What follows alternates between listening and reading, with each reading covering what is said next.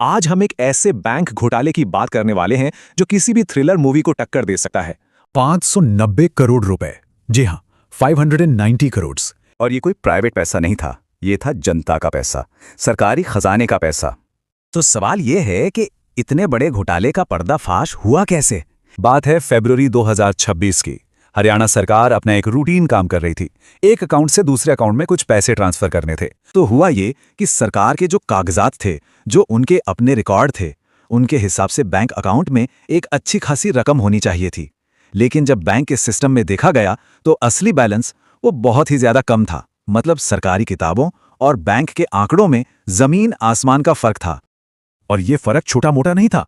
पहली नजर में ही जो अंतर दिखा वो था पूरे 490 करोड़ रुपए का। जैसे जैसे जांच आगे बढ़ी और दूसरे सरकारी खातों को खंगाला गया तो पता चला कि ये घोटाला और भी बड़ा है। कुल मिलाकर जो रकम गायब हुई वो पहुंच गई करीब 590 करोड़ रुपए तक। चलिए अब इस पूरी चोरी के मॉडस ऑपरेंडी मतलब इसके तरीके को समझते हैं। इसे 4 स्टेप्स में समझते हैं। पहला, जाली दस्तावेज। इन लोगों ने बिल्कुल असली दिखने वाले नकली चेक और डेबिट नोट बनाए। दूसरा, नकली बैंक स्टेटमेंट। ये सबसे शातिर हिस्सा था।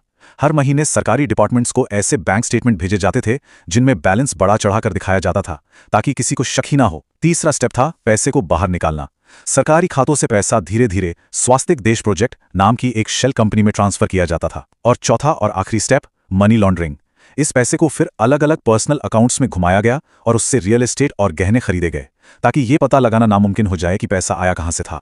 यहां पर यह समझना जरूरी है कि शेल एंटिटी होती क्या है। ये आप समझिए एक कागजी कंपनी होती है। इसका असल में कोई ऑफिस नहीं होता, कोई काम नहीं होता। इससे बस पैसे के असली मालिक को छुपाने और ब्लैक मनी को व्हाइट करने के लिए इस्तेमाल किया जाता है। तो अब सबसे बड़ा सवाल, इस पूरे खेल के खिलाड़ी कौन थे? एक तरफ थे बैंक के अंदर के ही लोग, ब्रांच हेड रिभव ऋषि और रिलेशनशिप मैनेजर अभय कुमार। दूसरी तरफ थे सरकारी अधिकारी जैसे सुपरिटेंडेंट नरेश कुमार भुवानी, जिन्हें सिस्टम की हर कमी पता थी। और फिर इस नेटवर्क को पूरा करने के लिए थे प्राइवेट लोग जैसे स्वाति और अभिषेक सिंगला, जिन्होंने फर्जी कंपनी को चलाने में मदद की। जैसे ही ये फ्रॉड पब्लिक हुआ, आईडीएफसी फर्स्ट बैंक ने जिस तेजी से एक्शन लिया वो काफी हैरान करने वाला था। 22 फरवरी को बैंक ने पब्लिकली माना कि फ्रॉड हुआ है और पुलिस में शिकायत भी कर दी। ठीक अगले दिन 23 फरवरी को आरोपी कर्मचारियों को सस्पेंड कर दिया गया। 25 फरवरी को एक इंडिपेंडेंट जांच के लिए केपीएमजी जैसी बड़ी फोरेंसिक ऑडिट फर्म को हायर किया गया। लेकिन जो सबसे बड़ा कदम था वो फरवरी के आखिर में उठाया गया, जब बैंक ने पूरी की पूरी 590 करोड़ की रकम सरकार को लौटा दी।